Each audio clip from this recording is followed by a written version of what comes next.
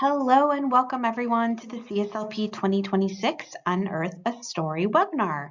My name is Beth Yates and I'm the Children's Consultant from the Indiana State Library's Professional Development Office. I'll be the host, presenter, and question moderator for you today. A few announcements. To register for other webinars or other trainings available from the Professional Development Office, please see the Indiana State Library's events calendar, which can be found on our website at www.in.gov/library. And then it's under Services for Libraries. This session is 1 hour, so you're eligible to receive 1 LEU for this presentation. If you're watching a recording of this webinar, instructions on how to obtain your LEU are in the video's description on YouTube. Or you can also find those instructions on the Indiana State Library's continuing education site under LEU policies. But in short, when you watch a recording, an administrator at your library should create a certificate for you, as they're the ones who can verify that you watched. One more note, if you are from another state, you're not from Indiana, and you stumbled upon this recording, you're going to need to contact your own state library to discuss whether or not you have access to the CSLP materials. And you can check the CSLP website to learn who your state rep is under membership information and then state and territory representatives. Okay, I think we are ready to get started. So let's do this. My name is Beth Yates, and I'm the Children's Consultant at the Indiana State Library in our Professional Development Office, as I said. I have been at the State Library for about 10 years now, and before that I worked for 12 years at the public library, or in a public library, as a children's librarian and a department manager. And during that time, my library used CSLP for many of those years, so I definitely have a long history with CSLP. And then I currently serve as the Indiana State Representative for CSLP, and I'll explain what that means in just a few minutes. All right, here's our agenda for this webinar. I'm going to be focusing primarily on sharing information and resources that will hopefully help you to plan for summer 2026. I will not be covering program ideas in this webinar, but will share a few locations where you can find program ideas and other resources to kind of educate you on Unearth a Story related topics. This is also a good time for me to mention that I did create a resource website, and so I have linked to all of the pages and resources, websites and resources that I will be talking about today on that document. And that link to that document will be posted along with the webinar recording on the State Library's archive trainings page, So just a heads up that that is available for you.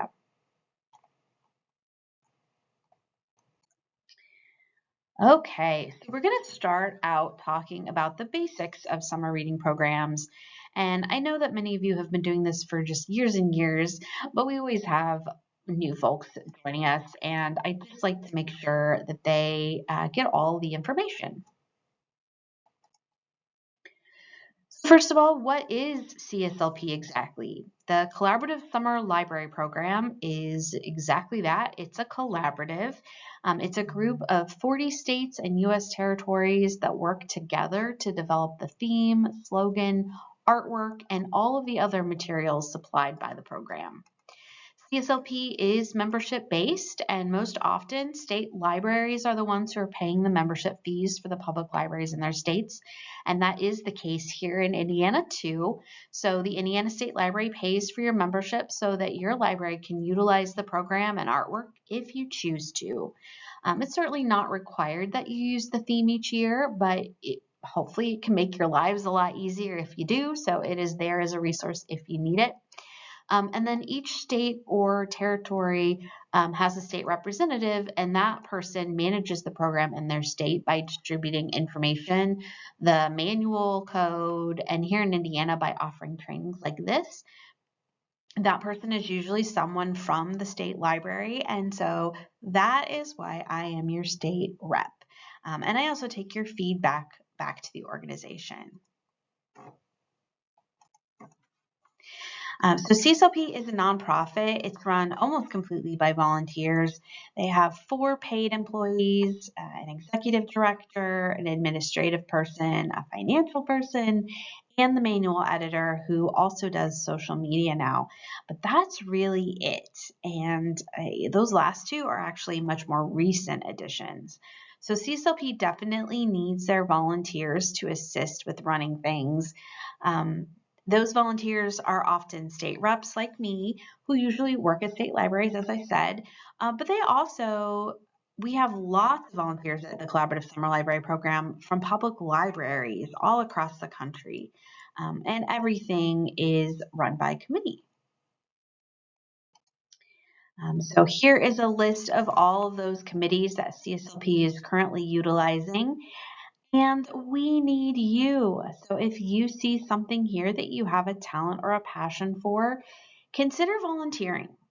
Every late summer and early fall, so usually August, September, CSLP will open the committees to new volunteers. They'll do a call out for volunteers. And when that happens, I always share that out on the listservs. So keep your eyes peeled starting in August if you're interested in volunteering. And in the meantime, I am happy to answer questions about time commitment, work cycle, or anything else that you might be curious about. Just one other note when it comes to the committees and volunteering, some of them have some prerequisites, some of them have much more narrowed scopes, and so they might not need as many volunteers. Other committees tend to utilize a lot more volunteers, like vendor traditionally has quite a few. Sometimes the manual committees, especially the children's age one, can be a fairly large committee. So just keep that all in mind. There is a chance that they won't need you for a specific committee, but by and large, they're fairly open to anyone who is interested. So again, just let me know if you are ever interested or have questions. Oh, and by the way, we have 2 Hoosiers playing important roles right now. Actually, 3 if you count me. First of all, Rachel Milburn from the Frankfort Public Library here in Indiana is still, I think this is her 3rd year as the theme and slogan co-chair. So that's really exciting. That theme and slogan committee is the one that helps to sort through all of the survey responses of ideas, of slogan ideas and theme ideas for future years, and then they orchestrate and run the selection process. So very important role. And then Abby Chuman, who works here at the Indiana State Library in our Talking Books and Braille Library, is actually the president now. She just became president on January 1st, 2026. And then, of course, I am the membership chair, actually, and I have been for a little bit, and I'm a former president of CSLP. So we always love it when Indiana folks are participating because that means it gives us more opportunities to share our feedback and our input with the committee and the organization as a whole, too. All right. Now that you understand, hopefully, what CSLP is, let's talk more specifically and locally about what the requirements for summer reading are here in Indiana.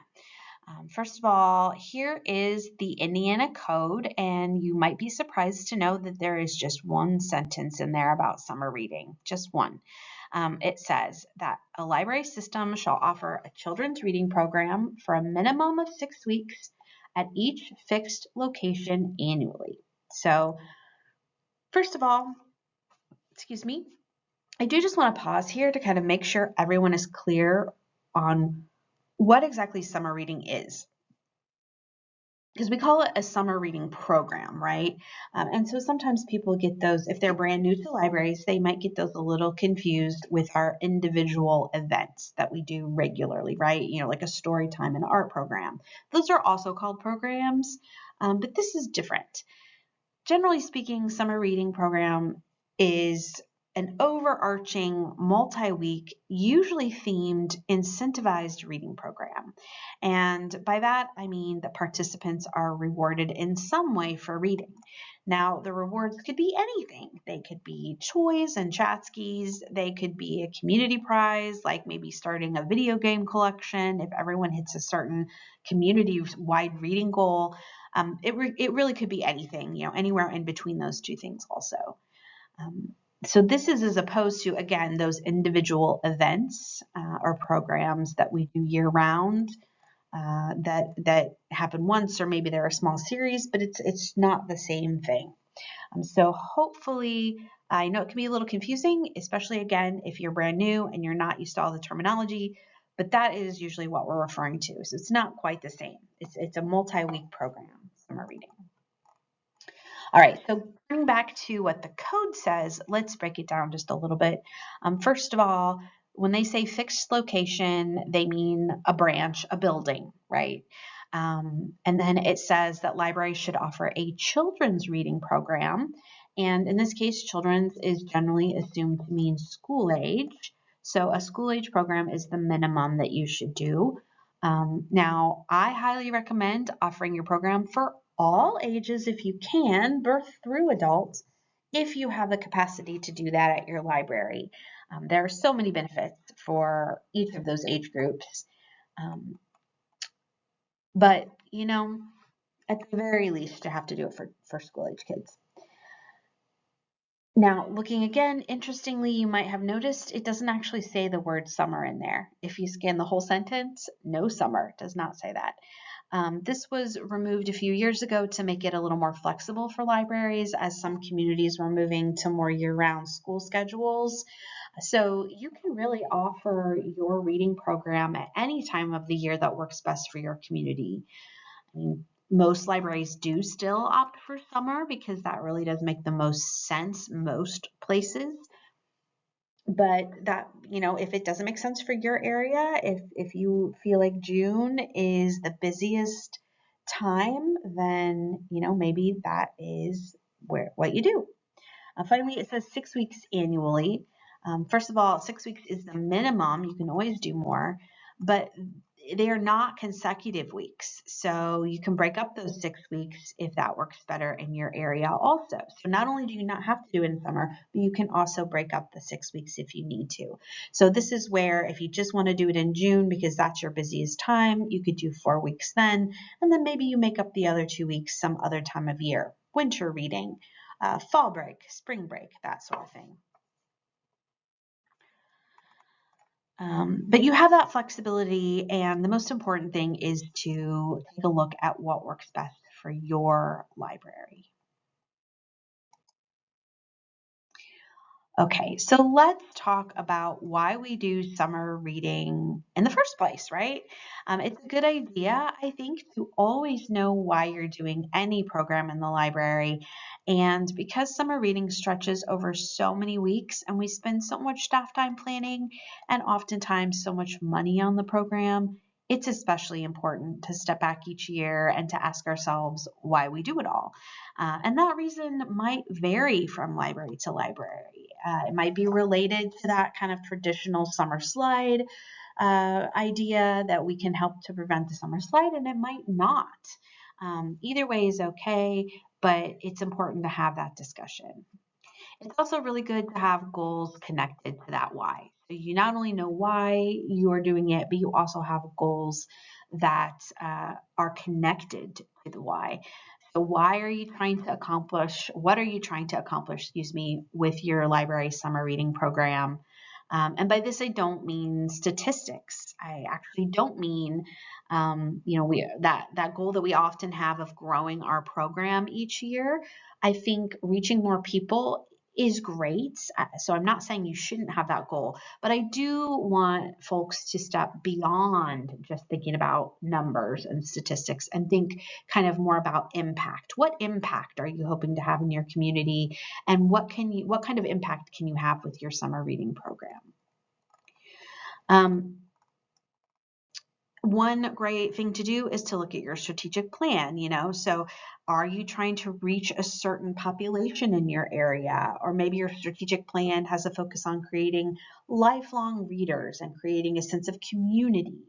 No matter what your strategic plan is, how can you tailor the summer reading program to serve those goals?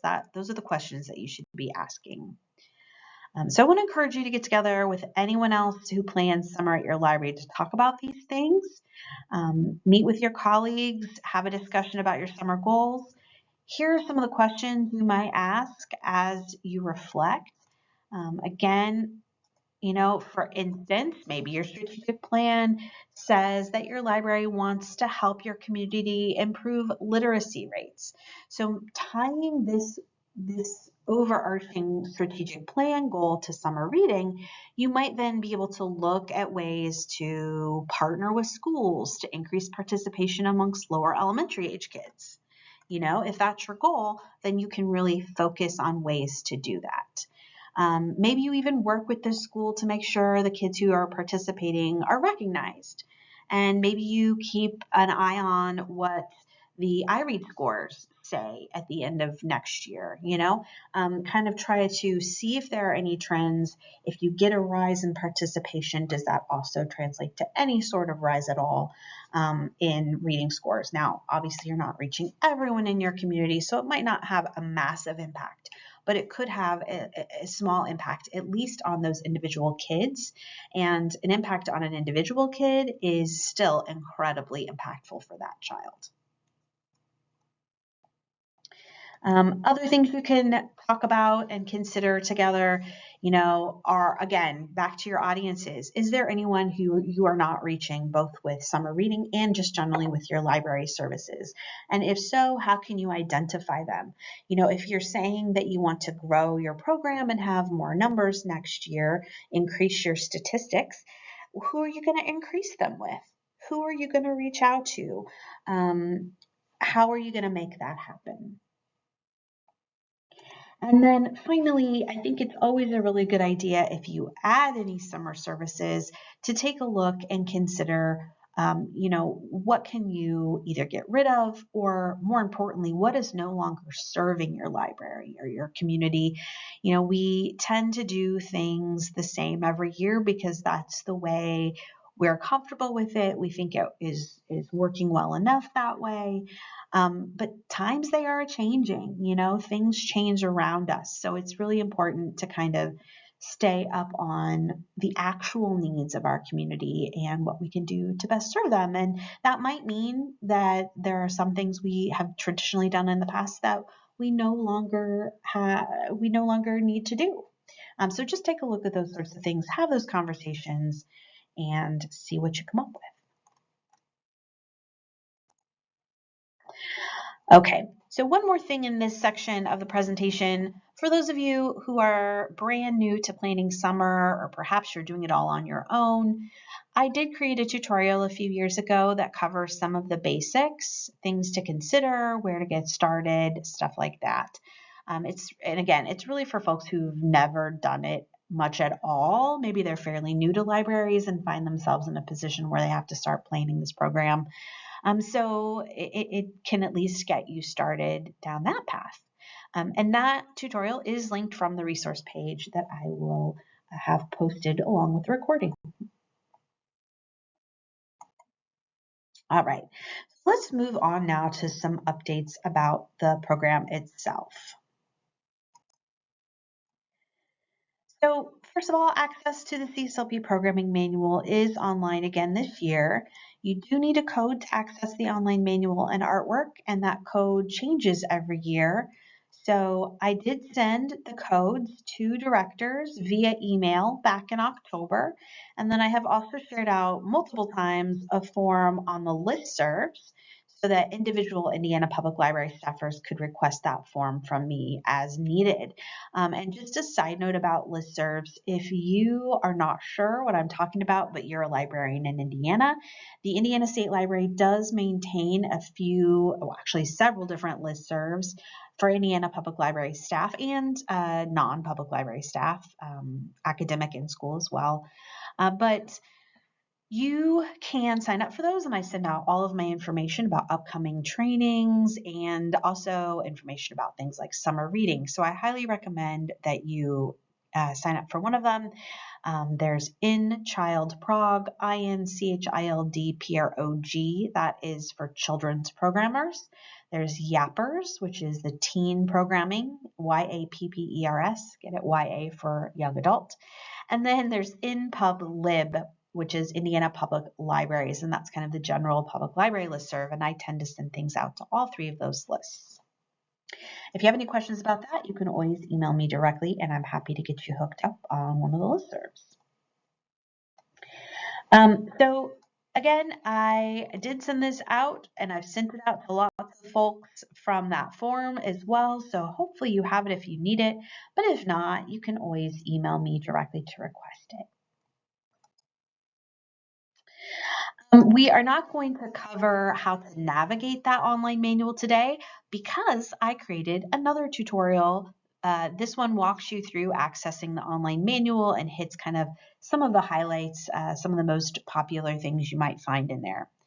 I have a resource sheet. Again, that resource sheet, I will post that tutorial link on there as well. The CSLP online store is open already and is shipping things out. And this is your annual reminder that it is recommended that you order as soon as possible if there are specific things that you are wanting to order, because sometimes things do sell out. Currently, the most relevant date, as it is January of 2026, is the February 1st deadline. You have to order by February 1st in order to receive your items by April 1st. And then just a heads up that the latest you can order to receive your items by June 1st is April 1st. So April 1st is kind of that hard cutoff that you'll definitely want to hit, if not sooner. FYI, the store can do some custom printing for many of those branded Unearth a Story items. And the t-shirts especially are an item that are commonly custom printed. They can add your library's name to a shirt, for instance, on the sleeve or perhaps on the back. So under the shop tab, you go to custom orders to learn more. And again, I recommend requesting this earlier rather than later because it might take a little extra time to get that set up and printed. If you have any questions about those custom orders, I recommend that you call the customer service number for CSLP, and they should be able to help you out with any questions that you have. And then one last thing about this, I like to mention, it's wonderful if you can choose to purchase your branded items, the ones that say Unearth a Story, with the artwork especially from the store. Just keep in mind that CSLP artwork and slogans are trademarked, so technically anyone selling those branded items on Amazon are doing so illegally. So just keep that in mind. But more importantly, the sales from the store do go back into supporting the next program year. So, this is a nonprofit. They're not in it to make money. They are in it to sustain the program so they can offer it next year too. So just keep that in mind. Of course, I understand sometimes libraries have to do what they have to do, but I just wanted to make sure that y'all were aware of that. Okay, let's look at the artwork. Let's start with the posters for 2026. Here are the first two, and our artwork this year is by an artist named Tom Bonson. He lives in Bristol, England, and he has illustrated a handful of picture books that were published over there. CSLP's graphic design studio is methodical, and they worked with him to create our posters and our spot art this year. And these are the two I would consider to be the most kid-centric, right? Most kid-focused, kid-friendly. And then here are the other two posters. And I think the one on the left is definitely the most kind of teen and adult focused or friendly. But they're all fun and bright. And then the other thing I like to make sure you can see is that there's something you can spy in all four posters. There's a little something in there. Let me go back if I can.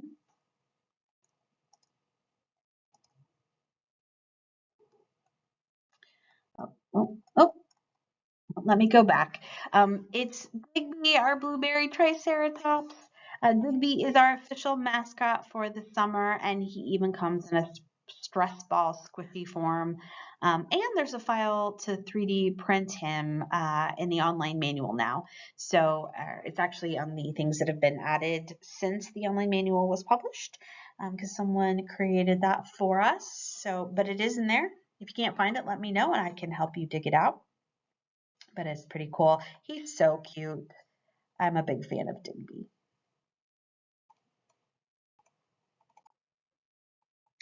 All right, let's talk resources for program planning now.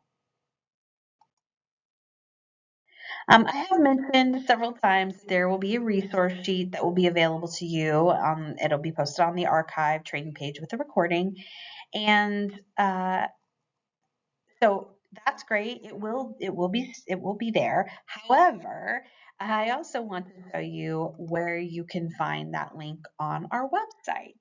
That way you can get to it yourself sometime if you cannot manage to find the archive training page. Okay, so if you go to the state library's website, so you can just Google Indiana State Library, and then you select Services for Libraries, which is on the left-hand side under in that menu that's always there on the left. So you select that, it brings up this page, Services for Libraries. And then you'll see these two columns in the middle towards the top of the screen, Professional Development and Library Development. And then under Professional Development, you will find a link called Resources for Librarians Serving Youth. And that is where you'll find all kinds of CSLP links. And you might say to yourself, but Beth, why is it under the section for serving youth when you just said that summer reading should be for all ages? And to that I would say you're absolutely right. It is for all ages.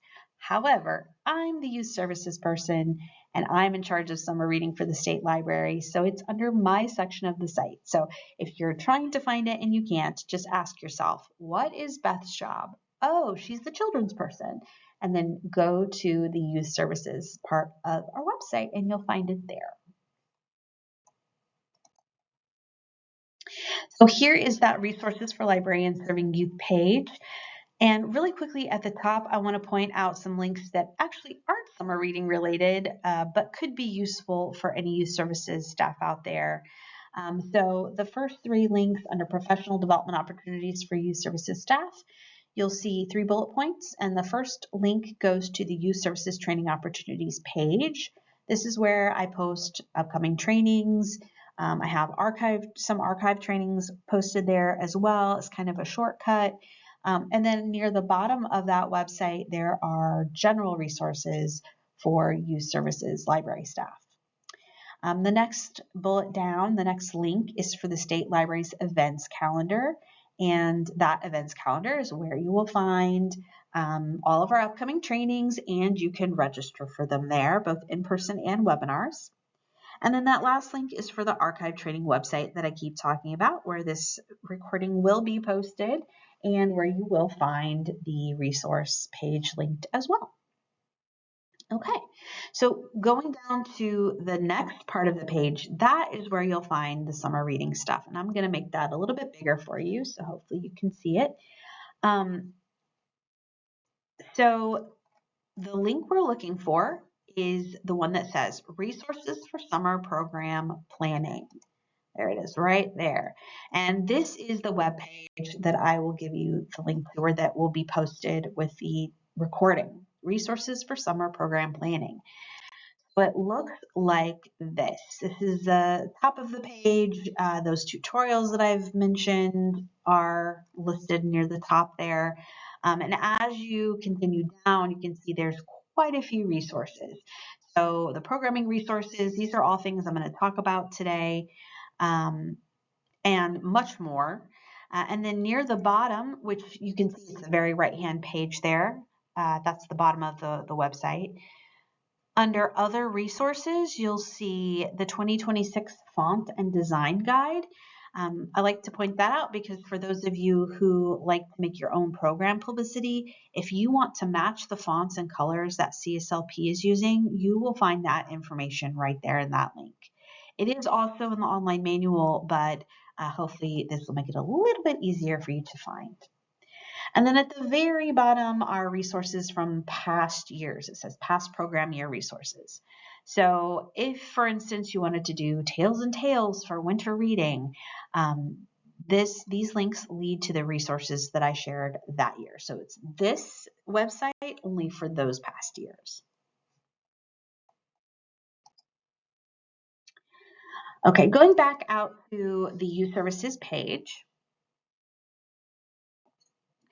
The next link down is summer program ideas for the current year. And so what I put there is when I do this training in person around the state in December and January every year, I ask folks to share their program ideas with me, and I collect those program ideas and then I post them to our website here. This is last year's program idea site. I haven't had a chance to add this year's yet, but I will be doing that soon. It's really primarily a browsable list that's divided roughly by age group. There's 4 different age groups. I did all ages or any age. I did preschool, school age, teen and tween, and adult. And then I just try to roughly divide them as closely as possible to the age group it seems the most appropriate for. The information that is shared there is as much information as is shared with me about the program during those workshops. And I include any links that were shared. I fill it out as much as possible so that it will hopefully make as much sense as possible. And then I pull out kind of a title so that hopefully it will catch your eye as you browse through it so you know basically what that particular program is all about. It is primarily a browsing list. It's something that will hopefully kind of inspire you or get your brain, get the juices flowing so you can come up with hopefully something a little new and different if that's what you're looking for. And reminder that you can always search within this web page. So if you're looking for a certain thing, you can hit Control F. And then you can type in a keyword and search for that. So if you already know what program you're looking for and you just maybe want to see how other people have done it or if there's additional resources for it, you could also utilize the list in that way. And then I also wanted to point out that we have past year's ideas posted here as well. We have quite a few years there. And these are really a great place to check for program ideas any time of year. So I hope that you will all kind of bookmark this, keep it in the back of your mind as something that does exist. And the next time you are feeling super stumped, you're just not sure, what programs you should do coming up, take a look at this list because there's probably some great stuff here that your colleagues around the state have already thought of. Okay, other resources. Back to the manual specifically, which I would be remiss if I did not share with you. This is what the program manual looks like this year.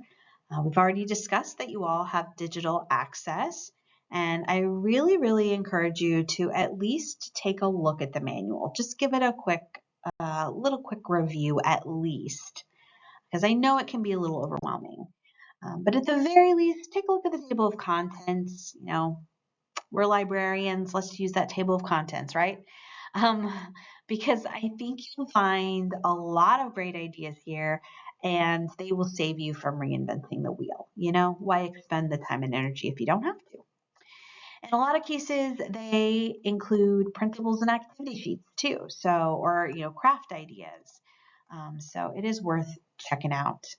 And then you can also peruse the table of contents so you can do it by age, which is the first one that I had up there, if you just want to go to a certain age, but you can also peruse them by chapter.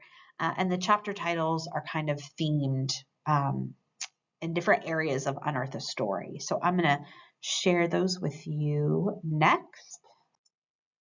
here are those chapter headings. So we've got Dino Play, which is kind of just general fun dino themed programs. We've got Fresh Dirt, which ventures a little bit more into things like geology, gardening, caves, soil. You could even go nature just generally here, probably if you wanted to. Digging for information. So this is a little bit more thinking of it more like research.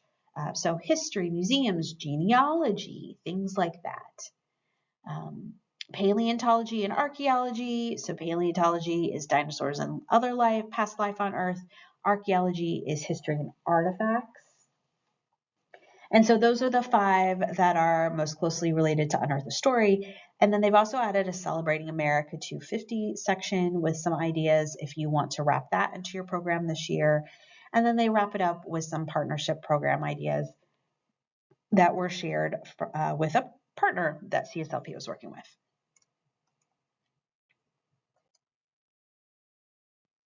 Another really great resource from CSLP is the Summer Symposium. I really hope that you've heard of the CSLP Summer Symposium by now. Hopefully a few of you out there attended, but if you didn't or if you've never heard of it, the symposium is a one-day virtual free national conference that focuses on summer reading, and it's CSLP puts it together. And they usually have a keynote. So this year was the author Dan Santat, who is out. He also happens to be the CSLP Summer Reading Champion for 2026. So that's really cool. He did a great session. He talked about how the path he took to becoming an artist and an author. And then 3 additional sessions usually. Usually is between 4 and 5 hours with breaks and things. This year, there were sessions that highlighted programs from the manual. There was one from the Detroit Zoo that presented ideas for science activities and programming. And then there was also a session on decorating. So if any of those things sound interesting to you, the recordings from this year's Summer Symposium, which took place in December, are now available. They are on the CSLP website. Here is a screenshot from that session about the manual where this is presented by Amanda Reich, and she is the manual editor. And so she's very familiar with what's in the manual. So she pulled out some of her favorite and highlighted individual ideas. So if you are someone who tends to be a little overwhelmed by how much is in the manual, this is really a nice session because it gives you a nice preview, 1 hour, sit down, let her tell you about it, of some of the best ideas. And as I mentioned, the Detroit Zoo did a session. They've shared their resources in a Google Drive. And so I've linked that Google Drive to our resource sheet, so you have access to those as well. In order to find the Summer Symposium recording, you will go to the CSLP website, and then under Summer Reading Resources, you go down to Professional Development. It's that 3rd one from the bottom there in that drop-down menu, Professional Development, and that will take you to the page where all of the recordings are posted. A few other resources. First of all, the National CSLP program does have their own Pinterest page. And they've already started posting some great ideas on there. So if you're a Pinterest person, definitely check it out. On social media, there are a few groups on Facebook that are worth joining. If you are on Facebook anyway and you're interested, it can be worth it for you if you want some place where you can go and see what other people are talking about, what they're sharing. You can ask your own questions. It tends to have lots of decorating pictures as we get closer to the summer, etc. So nice place to kind of crowdsource ideas and questions and see what lots of people all over the United States think. Now, just a heads up that it is a closed group that you will have to request to join. It will ask you a few questions, and these are designed primarily just to ensure that you are from a member state. And Indiana folks, you are in a member state, so just answer them honestly, and it shouldn't be a problem getting you admitted to the group. But if you ever have any issues, just let me know, and I can help you out with that. I also wanted to point out the Programming Librarian Interest Group, which is another good kind of year-round, very similar group that lets you share ideas, crowdsource answers to questions, and just generally to be inspired. So that one is run by ALA, and so you do have to request to join that one too, but you do not have to be an ALA member as far as I'm aware. If you need ideas for Unearth's story-themed books and how to use them, Teaching Books has put the book list that you will find in the CSLP manual. So CSLP provides you with book lists for all different ages with suggested titles. So Teaching Books takes those book lists, at least from birth through teen. It does not do adult books, unfortunately, but it does all the rest. And it puts them in their database so that there are resources attached to them. Now, if you are unfamiliar with Teaching Books, just a heads up that it's a database that is available for free for all Indiana residents through Indiana State Library's Inspire collection of databases. And its primary its reason for existence is to help teachers and librarians do just what it says, teach with books, right? So it's called Teaching Books because it helps you teach with books. Makes sense.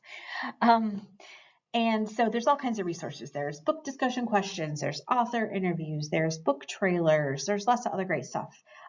There's an author name pronunciation guide where they actually have the authors pronounce their own names so you know that you're saying it right. Very handy. It's a nice one-stop shop. So definitely check that out if you're interested, and I have added a direct link to those on the resource sheet. Just a reminder, however, that you would have to be in Indiana in order to access it. If you have any issues, if you are from Indiana and you're having issues accessing anything from Inspire, including Teaching Books, you can contact the Inspire help desk and ask them for assistance, and they should be able to troubleshoot that for you. I also wanted to highlight this literary calendar that Teaching Books provides. It's got an idea for pretty much every day of the month. So if you're looking for program ideas, sometimes, who amongst us has not considered doing a National Popcorn Day program or that's World Ocean Day program. I'm just looking on this calendar because you can often get a lot of inspiration that way. And this calendar also includes a lot of author birthdays. So you can also do an author-based program potentially if you wanted to. Speaking of special days, could this be any more perfect? But Monday, June 1st is National Dinosaur Day. Not only is it June 1st, but it's also a Monday to boot. So hopefully, I imagine there will be a lot of Dinosaur Day kickoff parties. I hope.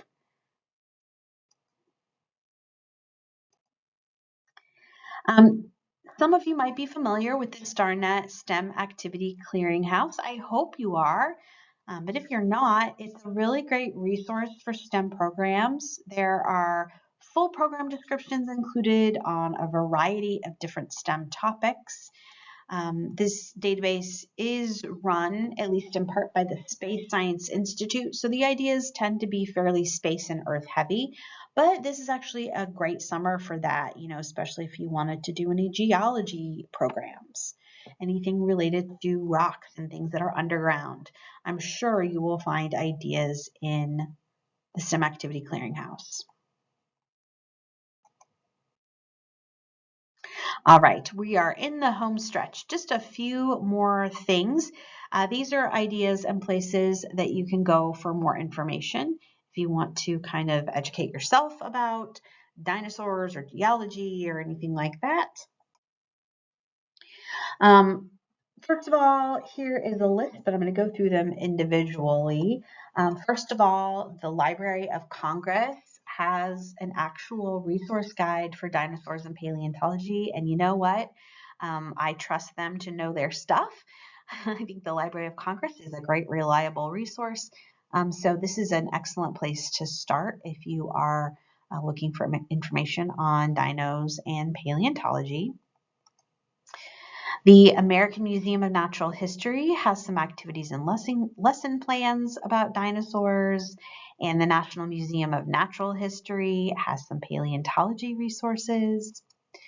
The Field Museum up in Chicago has some dinosaur toolkit resources. All hopefully are familiar with their dinosaur skeleton zoo. They also have Maximo now.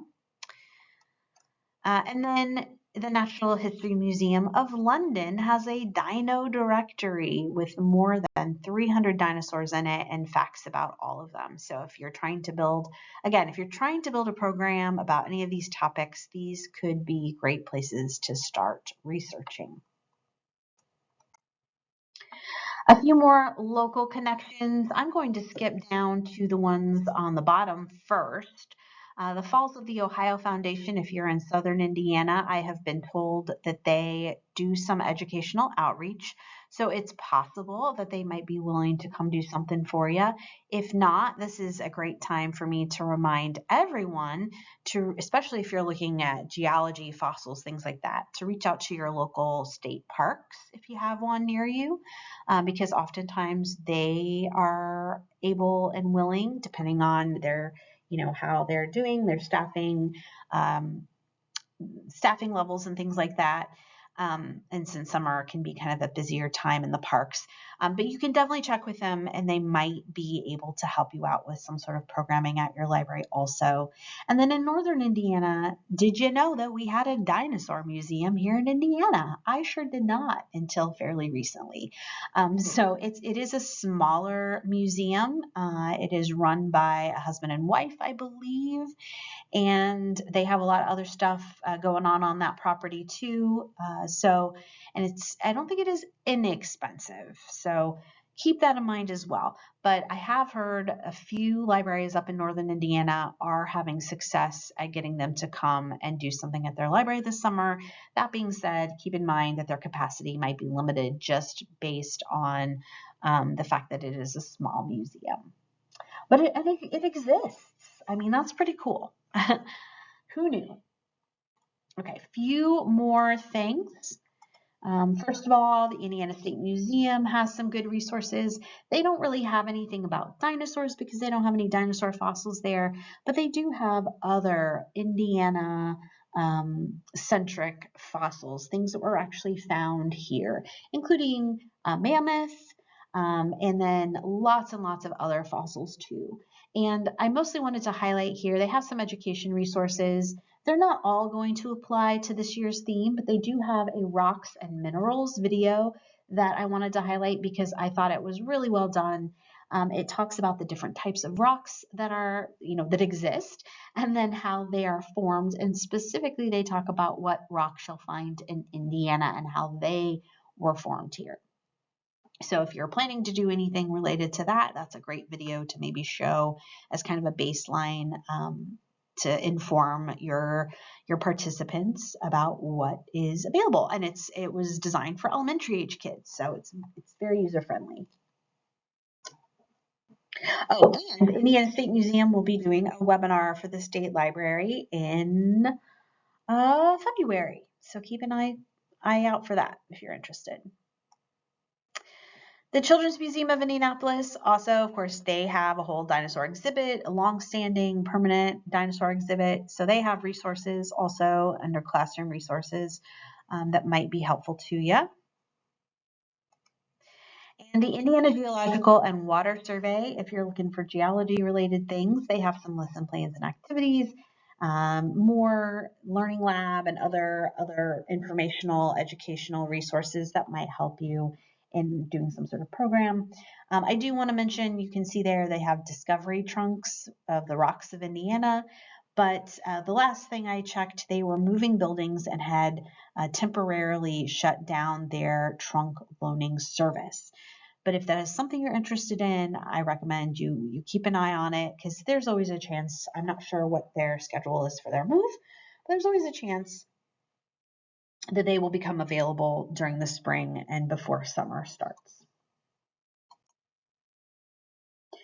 All right.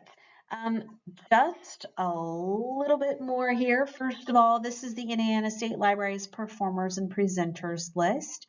I maintain this list. It's a very simple list. It just gives you the names and a link to their website. And all the people who are listed here are folks who have been recommended by Indiana Public Library staff.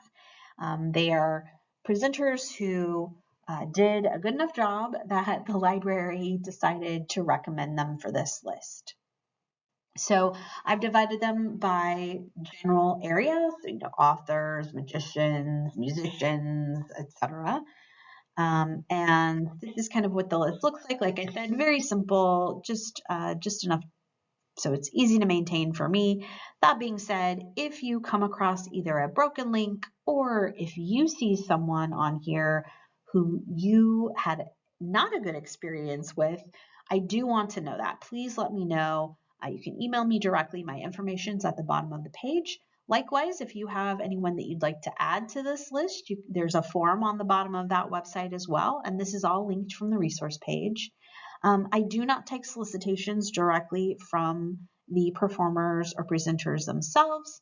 I really, I cannot personally vet them, nor can I endorse them as someone who works at the state. But I can relay, I can put them on here if someone else has told me that they do a good job. So that is just a brief overview of how this list works. And I always think of it, as a starting place. If you know you want an animal show, you can come here to see what a few of the different options are.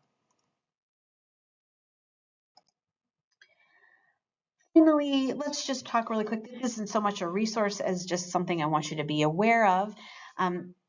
Hopefully some of your libraries are meal sites for the summer food service program, but just in case you're not, I want to mention it.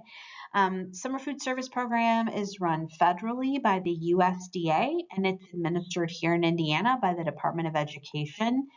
And there's 2 levels you can participate in this program. So you can either be a sponsor, and those are the organizations that receive the funding, prepare the meals, distribute them. This is often a school, so most often you'll see schools are filling this role. And then there are meal sites, and that's what libraries most often do. So being a meal site mostly just requires that you provide them with a space and you clean up afterwards. And then a lot of libraries like to provide programming during that time. It's certainly not required, but you've got a captive audience right there. You might as well at least put your face in front of them so that they know who you are. Maybe you can start building relationships with them if some of them are not library patrons already.